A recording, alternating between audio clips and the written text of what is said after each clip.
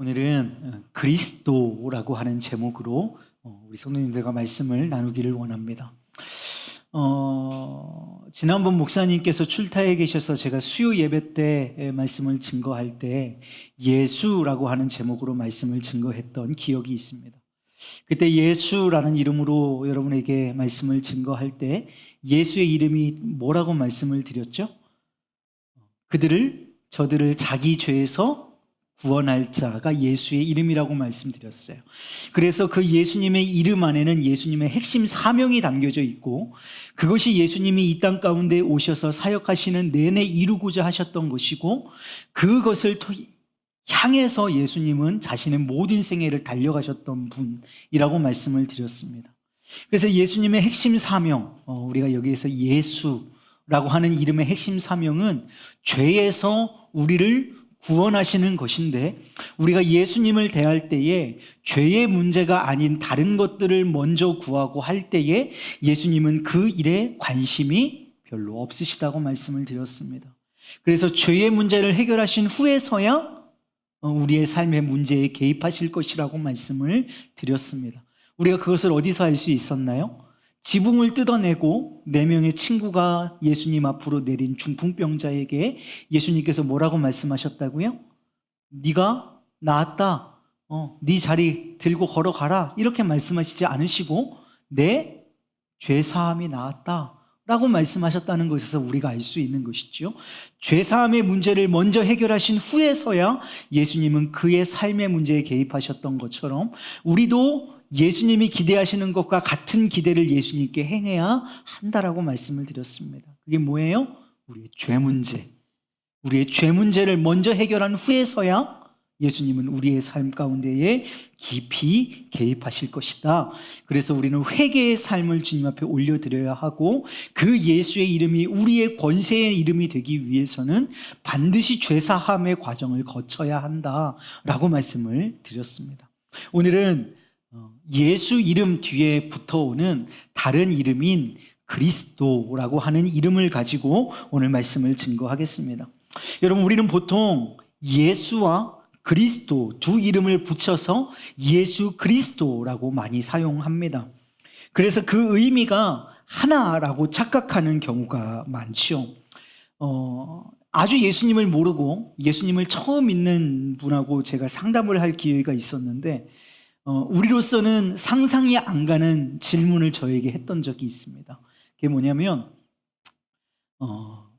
예수가 이름이고 그리스도가 성이냐, 이렇게 물어보는 사람이 있었어요. 그러니까 제 영어 이름이 다니엘입니다. 데니얼이에요. 데니얼. 제가 영어 이름을 하면 영어는 이름이 앞에 오잖아요. 다니엘, 황, 이렇게 됩니다. 황은 성이고 이름이 다니엘이에요. 그래서 이름과 성, 다니엘, 황, 이렇게 되는 거예요. 그런 것처럼 예수 그리스도, 지저스 크라이스트 하면 뭔가 지저스는 이름이고 크라이스트는 성인가 하는 그런 오해를 하고 있더라고요. 그러니까 어떤 거냐면 예수 그리스도가 하나의 이름처럼 여겨지는 사람들도 있더라라는 거예요. 그만큼 우리가 예수 하면 예수만을 쓰지 않고 그 뒤에 그리스도라는 말을 붙여서 쓴다라는 것입니다. 그러나 그리스도는 예수님을 지칭하고 있는 또 하나의 분명한 이름입니다.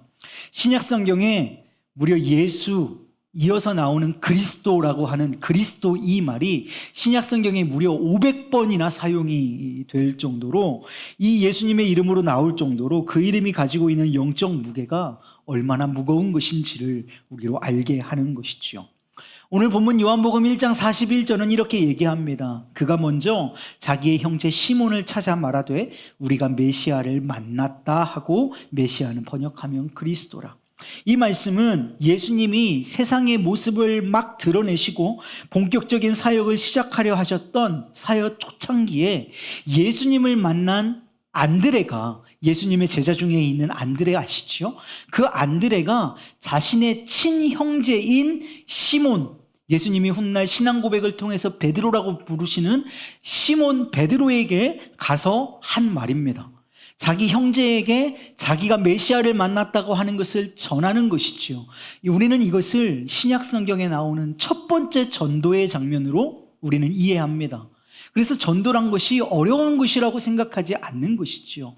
가장 가까이에 있는 사람에게 내가 만난 구원을 전하는 것, 그게 전도인 것입니다. 한국어 성경에서는 우리가 메시아를 만났다라고 번역했지만 영어 성경에서는 We have found a Messiah. 무슨 말이냐면 우리가 메시아를 드디어 찾았다라는 말로 해석을 하고 있습니다. 여러분, 이 말은요, 안드레가 그동안 메시아를 찾으려고 애써 왔고 드디어 그 메시아를 찾았다라는 말로 이해할 수 있습니다. 안드레만 예수님을 찾았던 것은 아니었어요. 그 당시에 모든 유대인들이 메시아를 간절하게 기다리고 있었습니다. 구약성경 곳곳에서 다윗의 가문에서 메시아가 나실 것을 예언했기 때문이고, 특히 그들은 다윗의 가문에서 메시아가 나실 것이란 예언을 중요시했습니다. 왜냐하면 그들은 그들에게 당도할, 그들에게 나타날 메시아가 그 옛날에 다윗 왕 때처럼 위대한 정복자의 칼을 들고 로마의 압제를 몰아내고 강한 이스라엘 왕국을 회복시킬 것을 꿈꿨기 때문입니다. 그런 정치적인 메시아를 안드레뿐만 아니라 여러 유대인들이 기다리고 기대하고 있었단 말이에요. 그런데 이런 정치적 구세주가 되어줄 메시아를 향한 대중적 기대는 그들의 비참한 현실로 인해 더욱 강렬해졌습니다. 바벨론의 포로로 끌려갔다가 귀환한 후에도 수많은 외세의 침략에 유린당하다가 이제는 로마의 식민지가 된 이 이스라엘이라고 하는, 유대라고 하는 나라의 삶이 너무나 고통스러웠던 까닭입니다. 그래서 그들은 메시아를 더 기다리고 메시아를 더 찾게 됐던 삶의 현실로 더 깊이 빠져들어갔던 거죠. 그러나 우리가 알다시피 예수님은 당시 유대인들이 기대하던 정치적 영웅이나 군사적 영웅이 아닌 훨씬 높은 차원의 하나님의 나라를 우리에게 증거하시기 위해서 이 땅 가운데에 오셨습니다. 사람들은 땅의 제국을 바꿀 정치적 메시아를 기다렸지만 주님의 초청은 하나님 나라에 있었다는 사실을 우리는 알고 있습니다. 그리고 예수님은 자신의 이름이 그리스도라는 사실을 밝히신 순간부터 매 결정적인 순간마다 제자들에게 예수 그리스도가 어떤 메시아이신지를 정확하게 알려주셨습니다. 자, 오늘 우리가 이 그리스도라고 하는 이름의 뜻을 찾아갈 건데요.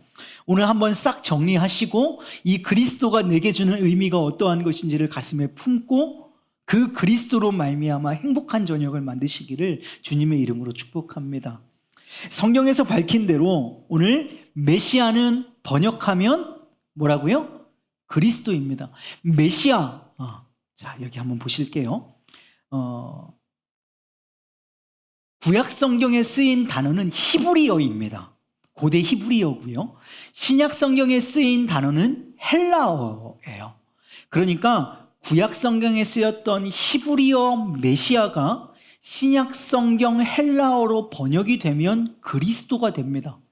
그러니까 그리스도를 알려면 구약 성경 히브리어 메시아를 알면 되거든요. 그럼 이 메시아라고 하는 뜻이 무엇인가를 알게 되면 그리스도가 무슨 단어인지를 알게 되겠죠. 자, 그리스도 메시아는 어떤 뜻이냐면 기름 부음 받은 자라고 하는 뜻입니다. 자, 정리하고 갈게요. 그리스도는 신약 성경에 쓰인 헬라어입니다. 이게 구약 성경에는 히브리어로 쓰여지는데 그 단어는 메시아이고요. 그래서 그리스도와 메시아는 같은 단어입니다. 그래서 그리스도를 알려면 메시아를 알면 되고, 메시아의 이름의 뜻은 기름 부음 받은 자라고 하는 뜻입니다.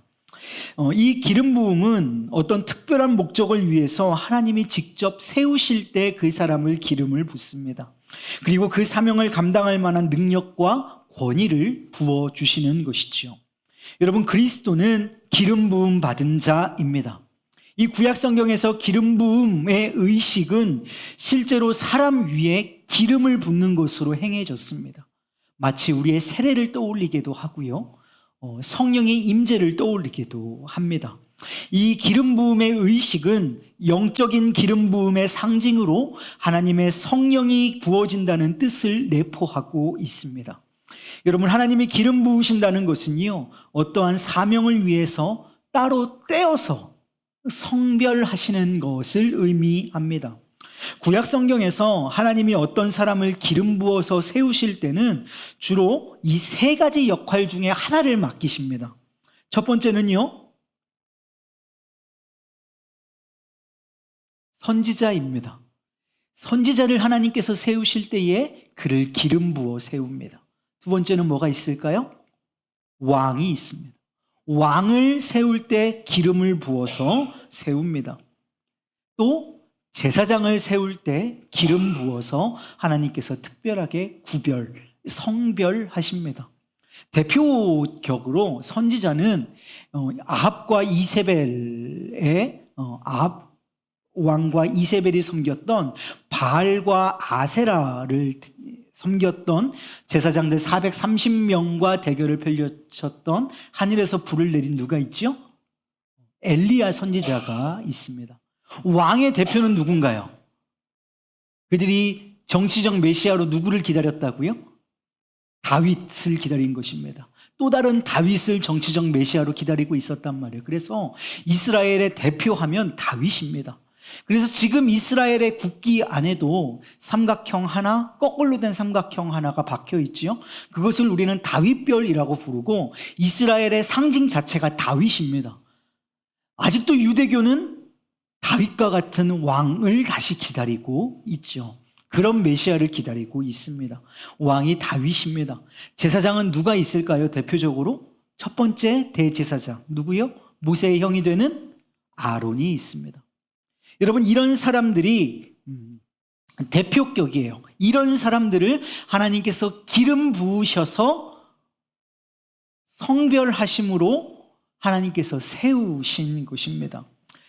그러나 예수님의 경우 다른 기름 부으심을 받은 자들과는 확연히 다릅니다.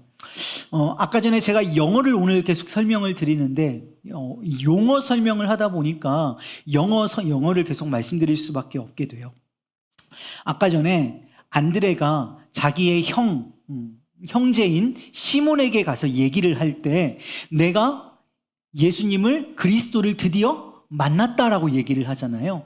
거기에서 we have found까지는 내가 찾았다라는 말이고 그냥 메시아라고 영어로 제가 한번 해보면요. We have found 메시아라고 얘기하면 이런 선지자격이나 왕이거나 제사장이거나 그 정도 급의 누구 중에 한 명을 만났다라는 뜻이 돼요.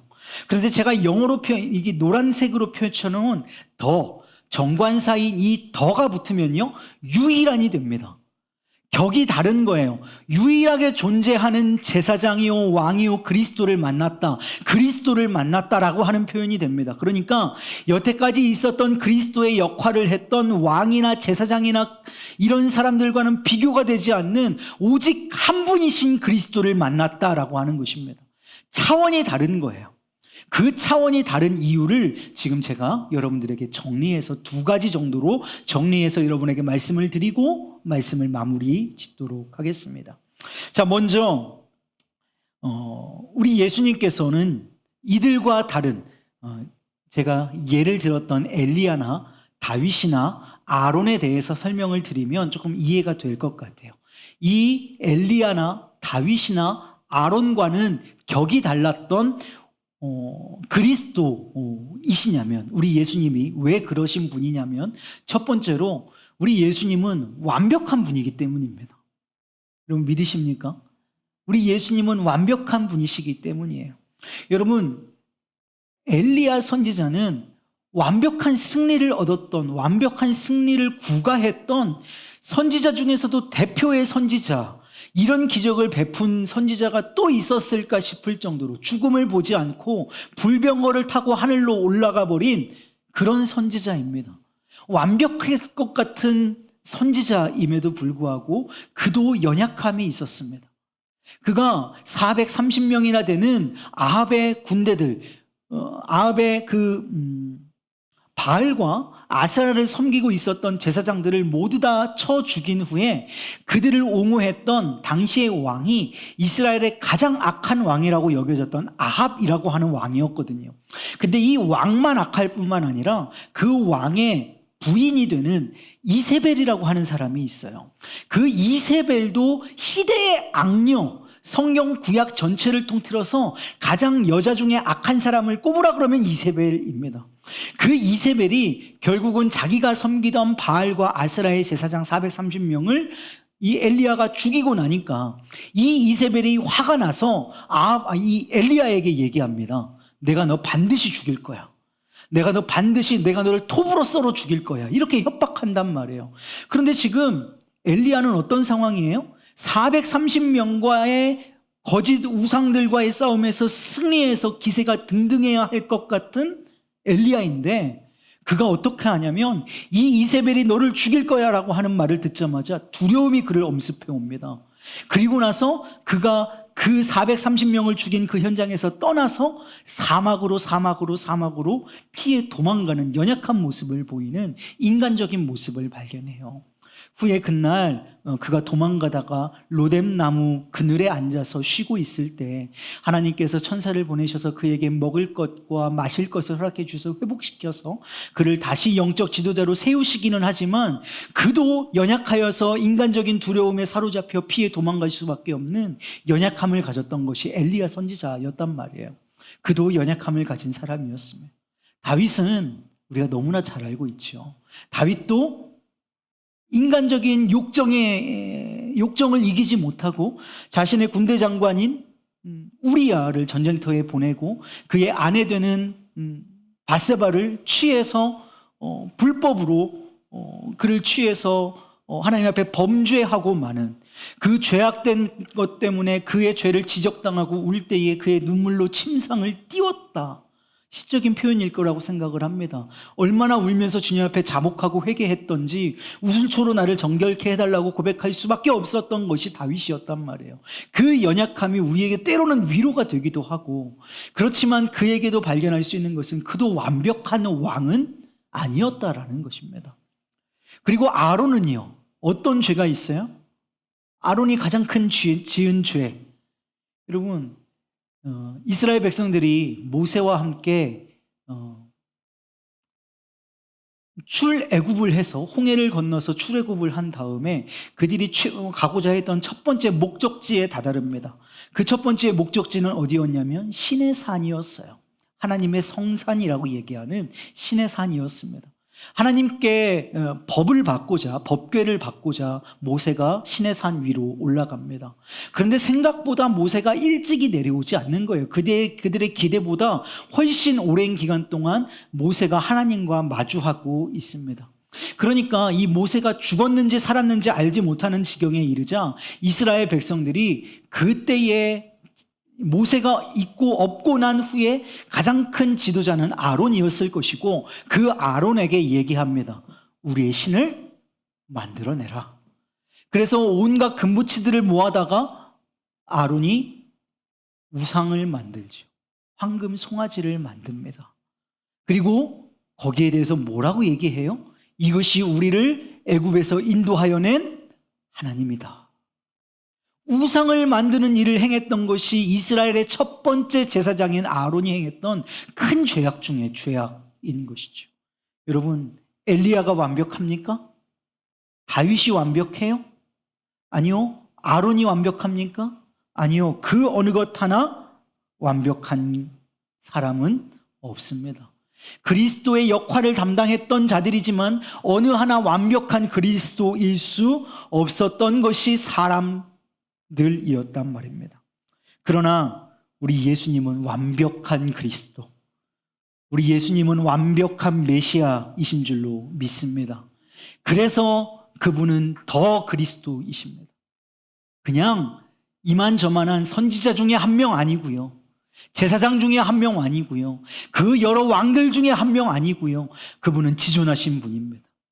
그분은 광대하신 분입니다. 그분만이 오직 우리의 유일하신 그리스도이신 줄로 믿으시기를 주님의 이름으로 축복합니다. 또 하나, 두 번째, 하나만 더 말씀드리겠습니다.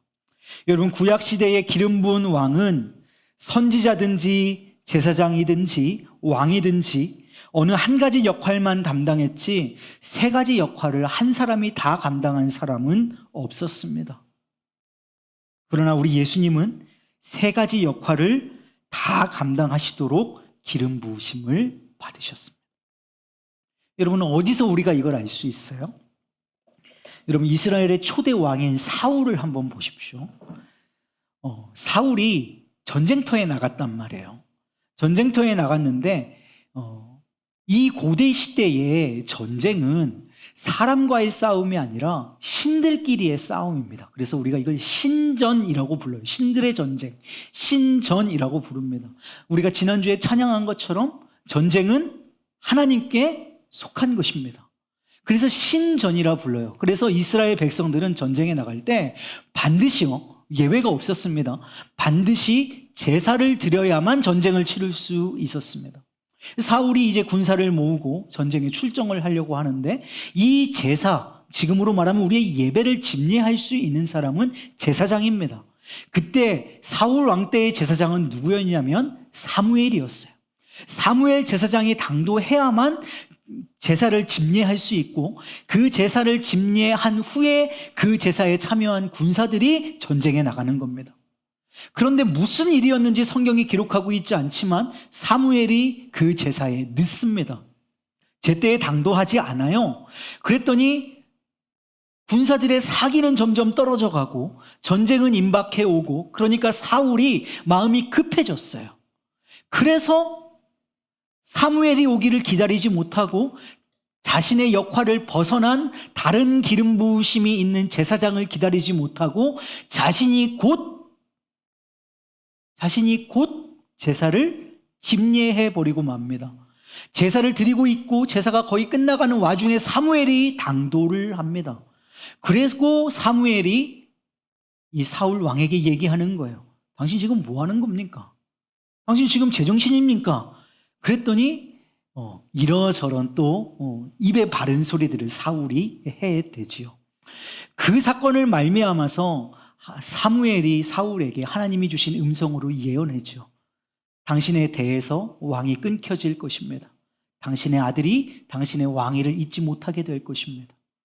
여러분, 이 기름 부으심을 받은 각자의 사명을 겸직할 수 없었다라고 하는 것이 여기서 분명하게 드러나는 것이죠. 왕이 제사장을 대신할 수 없고, 제사장이 선지자를 대신할 수 없고, 선지자가 왕을 대신할 수 없습니다. 기름 부으심을 받을 때 각자의 역할대로, 각자의 사명에 맡겨진 대로 쓰임 받는 것입니다. 그래서 누가 제사장의 역할을 왕으로 대신할 수 없고, 왕의 사명을 맡은 자가 제사장을 대신할 수 없는 것이죠. 겸직이 안 됩니다. 겸직이 안 돼요. 그런데 우리 주 예수 그리스도는, 그분은 왕이시오, 제사장이시오, 선지자이신 오직 삼중직을 겸하시는 유일하신 그리스도. 그래서 그분은 더 그리스도, 그분은 유일하신 그리스도이신 줄로 믿습니다. 여러분, 그 그리스도가 오늘 저와 여러분의 하나님 되어주신 줄로 믿습니다. 먼저 하나씩 살펴볼까요? 먼저 우리 예수님은 그리스도, 그중에 그분은 우리의 선지자이십니다. 여러분, 선지자, 우리가 선지자 하는데요, 선지자의 뜻이 무엇인지 아십니까? 선지자의 뜻은요, 하나님의 입이라고 하는 뜻입니다. 그러니까 구약 성경은 어떻게 시작하면 여호와 하나님이 내게 말씀하시되 로 시작합니다. 선지자들이 말씀을 전할 때 하나님이 내게 음성으로 말씀하시되 이렇게 될 것이고 이렇게 행할 것을 말씀하셨느니라, 이렇게 시작합니다. 여러분, 그런데 신약 성경에 하나님이 내게 말씀하시되 라고 예수님이 말씀하시던가요? 예수님은 뭐라고 말씀하시냐면, 내가 진실로 너희에게 이르노니, 내가 진실로 너희에게 이르노니 라는 말씀으로 시작합니다. 여러분, 그분은 하나님의 입, 그것을 넘어서서 그분은 하나님 자체이신 분이신 줄로 믿으시기를 소망합니다. 그래서 그분의 말씀이 우리 가운데 떨어질 때에 제가 우리 청년들에게도 이렇게 말씀 증거했습니다. 그분의 말씀이 우리에게 마침표가 되기를 원합니다. 그분의 말씀이 우리의 삶의 결론이어야 합니다. 그런데 우리들이 많은 인문학적 사고를 가지고 또 우리의 상황을 말씀 가운데에 해석해내면서 상황을 말씀으로 해석하는 것이 아니라 말씀을 상황으로 해석해내는 오류를 범함으로 말미암아서 말씀 뒤에 마침표가 아니라 쉼표가 찍히지요. 하나님이 우리에게 이렇게 말씀하셨어. 그럼 우리는 이렇게 해야 돼가 아니라 하나님은 이렇게 말씀하셨지만 오늘 우리에게 주어진 상황은 이러하니 이 말씀은 이렇게 해석될 거야 라고 말씀을 곡해하거나 오해하거나 내 입맛에 맞도록 마침표를 찍지 않고 쉼표로 그 뒤에 여지를 남겨두는 것입니다. 여러분, 하나님의 말씀이 우리에게 마침표가 되어야 한다라는 말씀을 증거할 때 제가 꼭 증거하는 말씀이 있습니다. 예수님께서 가나 혼인잔치에 가셨습니다. 포도주가 떨어졌지요? 큰 일이 벌어진 것입니다. 이 마리아가, 예수님의 어머니 마리아가 예수님께 이 일을 고하고 예수님이 그 일에 개입하시기 시작합니다. 하인들이 있습니다. 여기서 주인공은, 제가 말씀드리고자 하는 주인공은 예수님이 아니라 하인들입니다. 예수님이 하인들에게 말합니다. 저기 있는 물동이에 물을 가득 채워라. 여러분, 하인들이 무슨 생각을 했을까요? 여기까지는 그냥 물 채우려나 보다, 뭐 다른 뭔가 있나 보다, 뭐 엑기스가 있나 보다, 뭐 이런 생각했을 수도 있겠다는 생각이 듭니다. 채우라 하니까 성경에서 이런저런 이야기가 나오지 않아요. 채우라 했더니 채웠더라. 그리고 나서 예수님이 뭐라고 말씀하십니까? 떠서 연회장에게 갖다 줘라. 여러분, 항아리에 들어있는 건 물입니까? 포도주입니까? 하인들의 눈에서 볼 때는요, 여전히 물이에요. 근데 그 물을 떠서 연회장에게 갖다 주라는 말은, 그 물을 떠서 연회장에게 갖다 주는 순간 이 하인은 그 연회장에게 어떤 일을 당할지 모릅니다. 왜 물을 갖고 왔느냐? 포도주는 어디에 있느냐? 네가 다 먹은 것 아니냐? 이거 네가 깨트려서 없애진 거 아니냐? 어떤 곡해를 받을 수도 있고 오해를 받을 수도 있습니다. 이 하인들에게 어떤 생각들이 그 안에 있을까요? 도대체 이걸 왜 갖다 주라고 하는 건가? 갖다 줘서 나는 어떤 오해를 받을 수 있는가? 도대체 이것을 갖다 주려고 하는 저 사람의 저희는 무엇인가? 여러 가지 생각이 들지 않았겠어요? 그런데 성경은 그 모든 걸 말씀하고 있지 않습니다. 항아리에 물을 담으라 하였더니 담았고, 갖다 주라 했더니 갖다 주었습니다. 그곳에 사람의 생각을 적고 있지 않다는 것을 명심하시기를 바랍니다. 하나님의 말씀은 그래서 우리의 삶의 마침표가 되어야 하는 줄로 믿습니다. 그분이 하라 하면 우리에게 여러 생각이 들 것입니다. 생각이 드는 것까지는 어쩔 수 없다고 생각합니다. 그러나 그것을 우리의 입 밖에 내지 않는 것입니다. 그러나 그것을 우리의 행동으로 옮기지 않는 것입니다. 그가 담으라 하시면 담고, 떠서 갖다 주라 하면 갖다 주는 것이 그리스도인의 삶인 줄로 믿습니다. 그분은 우리의 선지자시요, 그분이 우리에게 말씀하실 때에 그 말씀은 우리에게 마침표가 되는 줄로 믿습니다. 자, 그분이 우리의 선지자이시고 또한 그분은 우리의 왕이십니다. 여러분, 한번 여러분에게 진실되게 묻겠습니다. 진실로 그리스도가, 예수님이 우리의 왕이십니까? 아멘이라고 고백하신 그 고백이 진실한 고백, 하나님께서 원하시는 고백이 되시기를 주님의 이름으로 축복합니다. 그분은 우리의 왕이 되셔야 합니다. 그런데 우리가 매주마다 찬양한 것처럼 우리는 매주마다 내가 주인 삼은 그 자리에서 내려와야 한다고 매주마다 고백해야 될 만큼 우리는 우리의 왕좌에 예수님이 아니라 내가 앉아있는 경우가 많습니다. 여러분, 우리 예수님께서 우리의 삶의 왕이 되어주시기를 원합니다. 부부관계에서, 자녀 교육에서, 우리의 재정에서, 사업에서, 우리의 삶의 모든 영역에서 예수님의 다스리심을 받는 저와 여러분 되시기를 주님의 이름으로 축복합니다. 또한 그분은 우리의 삶의 모든 영역, 그 안에 또한 들어있는 우리 교회의 머리 되시는 교회의 왕이신 예수님이시기를 주님의 이름으로 축복합니다. 교회가 건강하게 성장하려면 왕이신 예수님의 다스림 아래에 있어야 합니다. 목사도, 장로도, 교사들도, 리더들도 다 예수님의 다스리심을 받아야 합니다. 교회의 모든 구석구석이 예수님의 다스리심을 받는 것, 그것이 우리가 예수님을 나의 그리스도로 선포하는 의미가 되는 줄로 믿습니다. 자, 세 번째입니다. 예수님은 우리의 제사장이십니다. 자, 여러분 요한복음 14장 6절 말씀 다 외우고 계시죠? 다 같이 한번 해볼까요? 다 같이 시작. 내가 곧 길이요 진리요 생명이니 나로 말미암지 않고는 아버지께로 올 자가 없느니라. 나로 말미암지 않고는 아버지께로 갈 수 있는 사람이 있다 없다? 없다. 예수님만이 유일한 길, 유일한 제사장, 사람과 하나님을 이어줄 수 있는 유일한 중보자 되시는 줄로 믿습니다. 그분은 우리의 제사장이십니다. 죄 많은 인간이 거룩한 하나님께로 갈 수 있는 유일한 길은 제사장이신 예수님을 통과하는 법밖에는 없습니다.